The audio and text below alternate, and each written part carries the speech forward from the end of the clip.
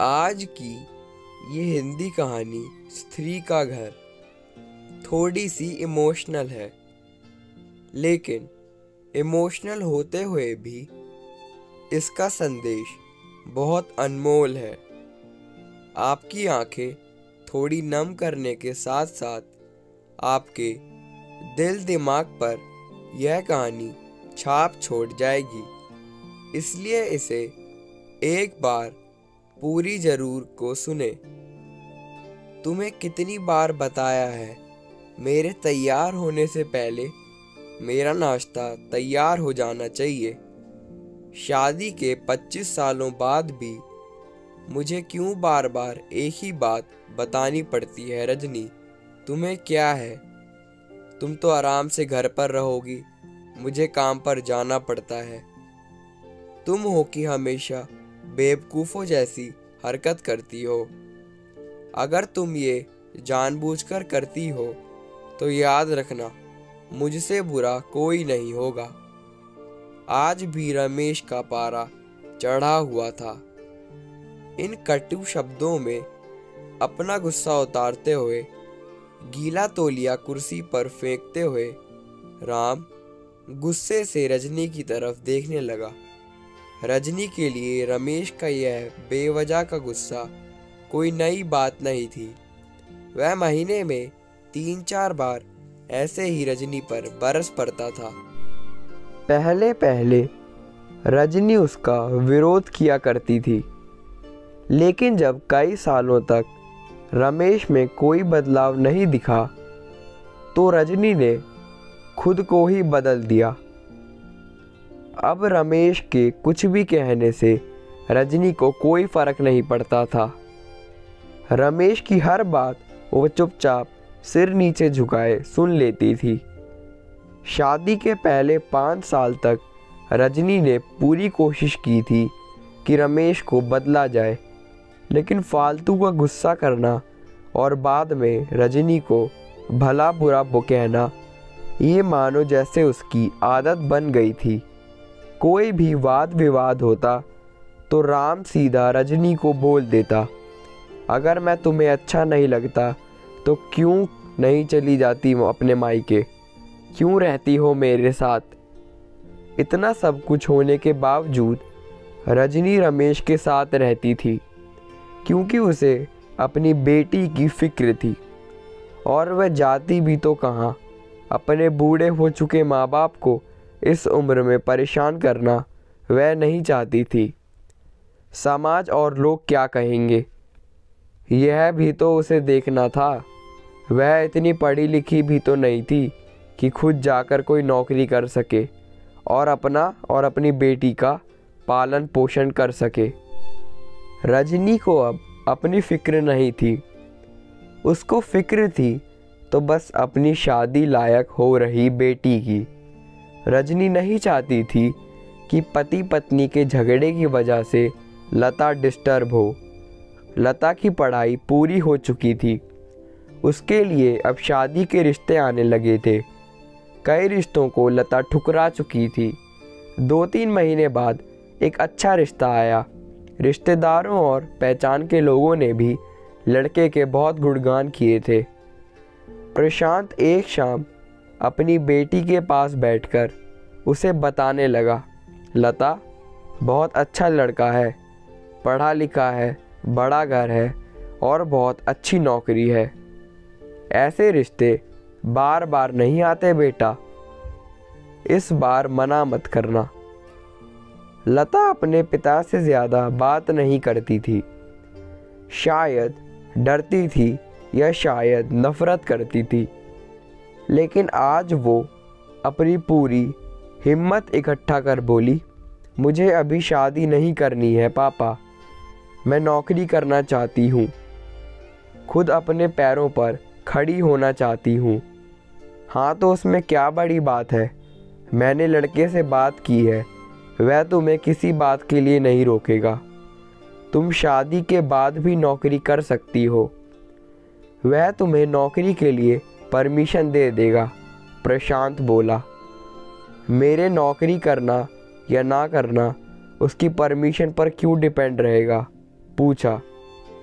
मैं कह रहा हूँ ना, तुम्हें किसी भी चीज़ की कमी नहीं होगी वहाँ। ऐसे रिश्ते बार बार नहीं आते, इसे ठुकरा मत, बहुत खुश रहोगी तुम वहाँ। रमेश बोला, पापा, क्या मैं उतना ही खुश रहूँगी जितनी मम्मी इस घर में खुश है? लता ने तंज कसते हुए कहा, आज तुम्हारी ज़ुबान कुछ ज़्यादा नहीं चल रही? रमेश गुस्से से आंखें बड़ी करते हुए बोला, पापा, मुझे शादी ही नहीं करनी है, क्योंकि शादी के बाद अगर वह लड़का आपके जैसा निकला तो मैं क्या करूँगी? मुझे आपके जैसा जीवन साथी नहीं चाहिए जो बिना बात के मुझ पर हमेशा चिल्लाए। मुझे कुछ भी अपनी पसंद का लेना हो तो 10 बार सोचना पड़े, कहीं वह नाराज़ ना हो जाए। मेरी तबीयत कैसी भी हो उसे परवाह ना हो। रोटी थोड़ी सी मोटी बन जाए तो घर सर पर उठा ले। उसकी चेकबुक ना मिले तो भी मेरा ही दोष निकाले और हर छोटी मोटी बात पर मुझे मायके जाने के लिए कहे। लता ने अपना दिल खाली करते हुए पापा से सब कह दिया। रमेश का गुस्सा 7वें आसमान पर था, लेकिन उसके मुंह से एक भी शब्द नहीं फूट रहा था। वो लता की बातें सुन रहा था। लता उतना ही बोलकर चुप हो गई। आज पहली बार वह अपने पापा के सामने इतना कुछ बोल रही थी। पापा, आपने माँ के साथ हमेशा गलत व्यवहार किया है। आप अपने ऑफिस का गुस्सा बिना सोचे समझे माँ पर उतार देते हैं। कभी इस बात की परवाह भी नहीं करते कि उन्हें कैसा लगता होगा। आपकी बातें सुन सुन माँ ने अपना स्वाभिमान खो दिया। रमेश आज पहली बार अपने किए बर्तावों को महसूस कर पा रहा था। वो इतना ही बोल पाया, जो तुम्हारा मन है वो करो, मैं तो इतना बुरा हूँ ना? लता ने प्रशांत का हाथ पकड़ा और बोली, पापा, मुझे सिर्फ एक सवाल का जवाब दे दो। क्या आप चाहेंगे कि मेरा पति आपके जैसा हो? अगर आपका जवाब हाँ है तो कर दीजिए मेरा रिश्ता आज ही, और ना है तो मुझे आत्मनिर्भर बनने दीजिए। रमेश कुछ भी ना बोल पाया और वहाँ से चुपचाप बाहर चला गया। आज उसे रजनी के सामने जाने में शर्म आ रही थी। चलते चलते उसकी आंखों से आंसू बह रहे थे। रमेश ने आज से अपने आप को बदलने का निश्चय किया। अगले दिन से रजनी ने अपने पति में काफ़ी बदलाव देखा। वह सोचने लगी कि जो हिम्मत लता ने दिखाई है, वह हिम्मत अगर मैं पहले ही दिखा देती तो शायद आज परिस्थिति कुछ और होती। अब लता पढ़ लिख कर अच्छी नौकरी करने लगी थी और 3 साल बाद उसके लिए एक अच्छा रिश्ता आया और उसकी विदाई पर राम बोला, बेटा, तू हमेशा खुश रहेगी क्योंकि तेरा पिता तेरे बाप जैसा नहीं है। रमेश की यह बात सुनकर रजनी और लता की आंखों से आंसू आने लगे। दोस्तों, हमारे समाज में औरतों को भले ही देवी का दर्जा दिया जाता है, लेकिन वह स्वतंत्रता नहीं दी जाती जो उन्हें देनी चाहिए। उन्हें बचपन से ही बताया जाता है कि वह पराया धन है। स्कूल से आने में देर हो जाए तो पिटाई मिलती है। मोबाइल पर बातें करते हुए दिख जाए या खिड़की से झांकते हुए दिख जाए तो शक किया जाता है। माँ बाप का घर तुम्हारा नहीं है, पति का घर ही तुम्हारा है।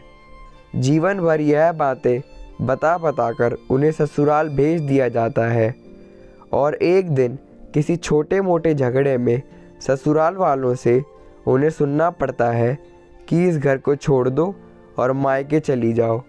अब आप ही बताओ दोस्तों, ऐसी स्त्रियों का सच्चा घर कौन सा है? आखिरकार वह किस घर को अपना घर माने।